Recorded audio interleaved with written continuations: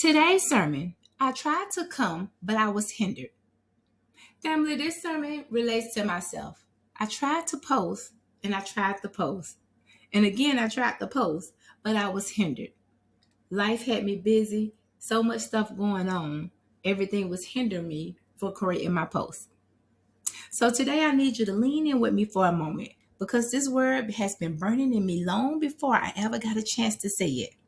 Have you ever had something in your spirit, something God placed inside you, a word, a move, a calling, and you were ready to go, ready to speak, ready to show up, but life said, not yet. That's where I've been. I had a sermon in my bones. I had something I wanted to release. I had a word for the people, but I was hindered. And it frustrated me because when God puts something in you, it doesn't sit quietly. It stirs, it presses, it wrestles with your spirit. And you start saying, God, if you gave it to me, why can't I deliver it? But then I remember something powerful. In Romans 1 verse 13, Paul said, I wanted to come to you again and again, but I was hindered. Not lazy, not distracted, not disobedient, but hindered. Family, today I got 5 topics I'd like to share with you. My first topic is there's a difference between delay and disobedience.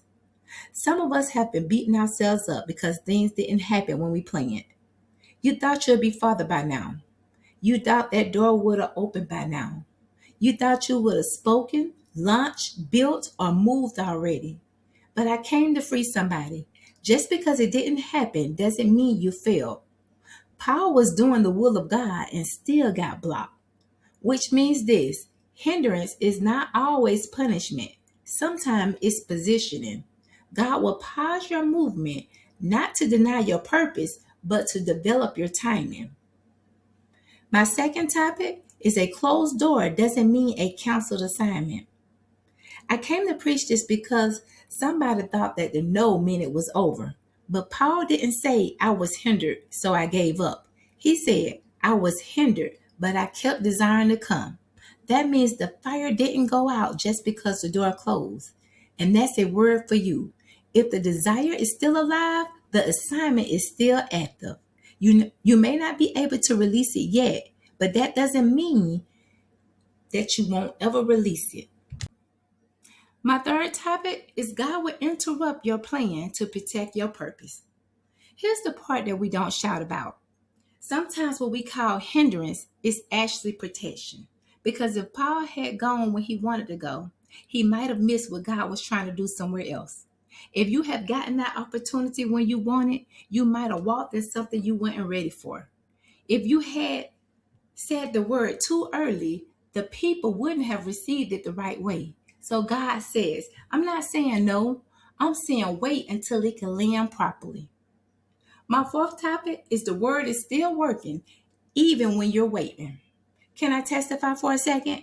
Even though I was hindered for giving the word, God didn't waste the word. He worked it in me. He refined it. He stretched me. He made me live what I was trying to say. Because some words don't need to be spoken. They need to be survived first. And now when I release it, it's not therapy, it's testimony. My fifth and final topic, if God gave it to you, it will find its moment. So here I am. I tried to come earlier.